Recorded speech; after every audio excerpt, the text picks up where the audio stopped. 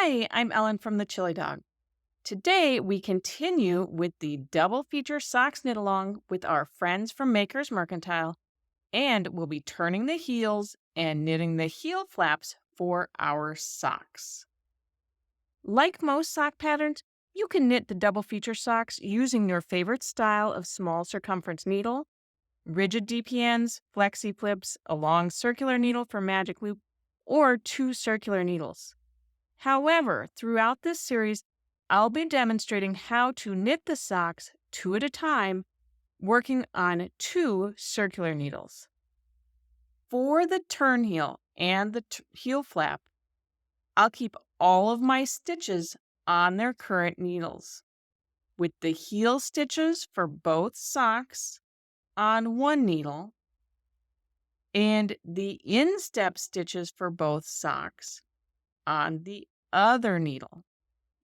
However, even though I'm knitting the socks two at a time, as I turn the heel and work the heel flap, I'll only be dealing with one sock at a time while the other sock is just held out of the way. Also, I happen to be changing colors for the turn heel and flap.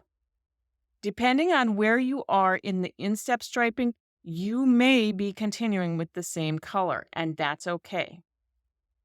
Because I'm changing colors, I've broken both yarns and I've joined the color that I'll need to work on the first sock.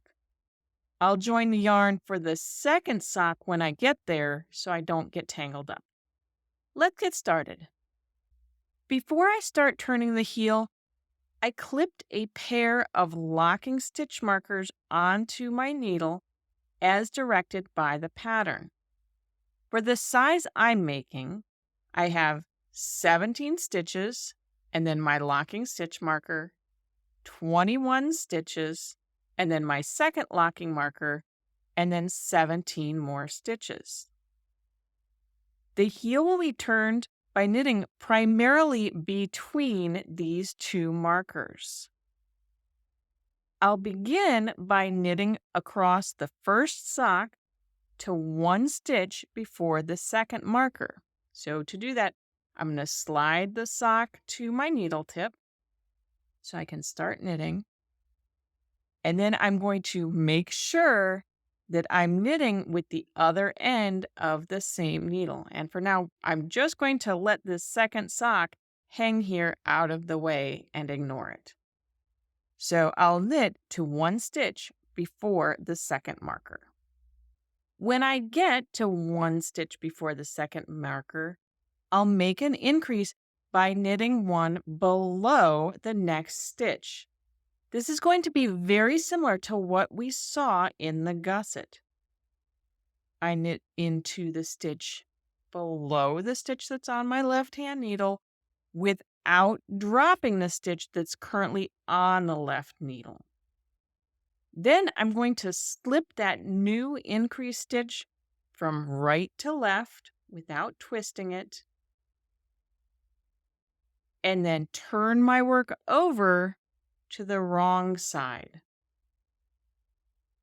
Now I'll purl across to one stitch before the marker. This time I'll increase by working a purl one below the next stitch. Again, I don't drop the stitch from the left needle. So I'm not working the stitch that's on the needle. I'll purl into the stitch that's below the needle. Purl the stitch, and then I'm going to slip that new stitch that was just formed from the right needle to the left without twisting it, and turn my work over to the other side. For the remainder of the turn heel, instead of using the markers as guides, I'll be looking for landmarks. I can easily see where the previous increases were made because they create these very distinct close pairs of stitches here. And there's a close pair of stitches here that look like they're emerging from the same lower stitch. On both the right side and the wrong side, I'll work across and stop one stitch before the next pair. When I'm one stitch before that landmark pair, I'll knit one below the stitch, slip that new stitch from the right to the left, and that creates my next landmark pair of stitches. Then I can turn my work over and I'll purl across until I get to one stitch before that next landmark pair of stitches. On the wrong side, when I'm one stitch before that landmark pair, I'll purl one below the next stitch, slip my new stitch from the right needle to the left, and that creates my next landmark pair. And then I can turn my work over. And I'll continue in that manner until I have the original number of sole stitches between the two markers. After the heel is turned, it's time to knit the heel flap. On the first two flap rows, I need to pay attention so that each loop across is worked as an individual stitch, and these pairs of stitches don't ever accidentally get worked together. So I'm going to knit across until I get to one stitch before the marker. Then I'll work a slip, slip, knit decrease. So I'm going to slip one stitch knitwise. I can remove the marker here and I'm no longer going to need it. I'll slip the next stitch knitwise and then I'll knit those two stitches together through the back of the loops. And then I can turn my work over to the other side. And now I'm going to purl all the way across until I get to one stitch before the marker. Then I need to do a purl two together decrease. And before I can do that, I need to remove the stitch marker. So I'm just going to unclip it from the needle and then work a purl two together. And then turn my work over to the other side. As I knit the remainder of the heel flap, again, I have a couple of easily identifiable landmarks in my knitting. On each side of these center flap stitches, there's going to be a very noticeable gap in my work.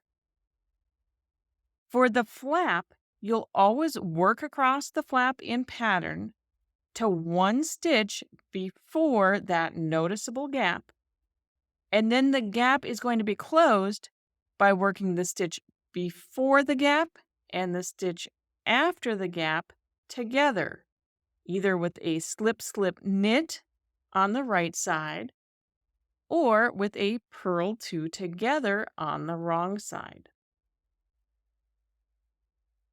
Technically, when there's one stitch left after the gap on each side of the heel flap, I'm ready to resume working my sock in rounds and would begin the ankle section of the pattern. However, since I'm knitting both of my socks at the same time, only this first sock is ready for the ankle. The second sock still needs the turn heel and heel flap. There are a couple of ways I could go about setting up for this. I could choose to just slip all of the stitches across the first sock onto my right hand needle and then knit the turn heel and flap for the second sock. I think it's just as easy to work across the first half of the first ankle round for the first sock. So that's what I'm going to do. According to the pattern for the ankle, I'm going to slip one and then knit to one stitch before the gap.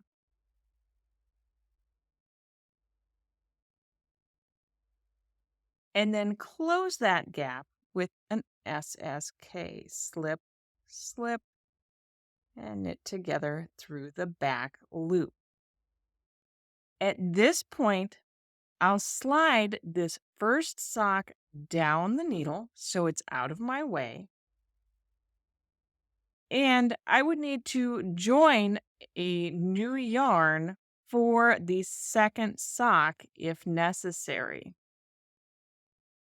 I could slide the second sock up to my needle tip, and then I would work the second turn heel and flap the same way that I worked the first. Finally, I would knit the first half of the first ankle round for the second sock. Then I'd be ready to resume working both socks in the round. I hope you enjoy turning the heels and knitting the heel flaps for our double feature socks. In our next lesson, we'll finish up the ankle and cuff of our socks and bind off.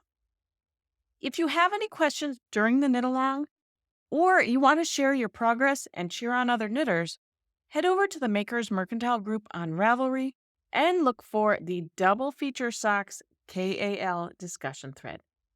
Until we stitch again, happy knitting.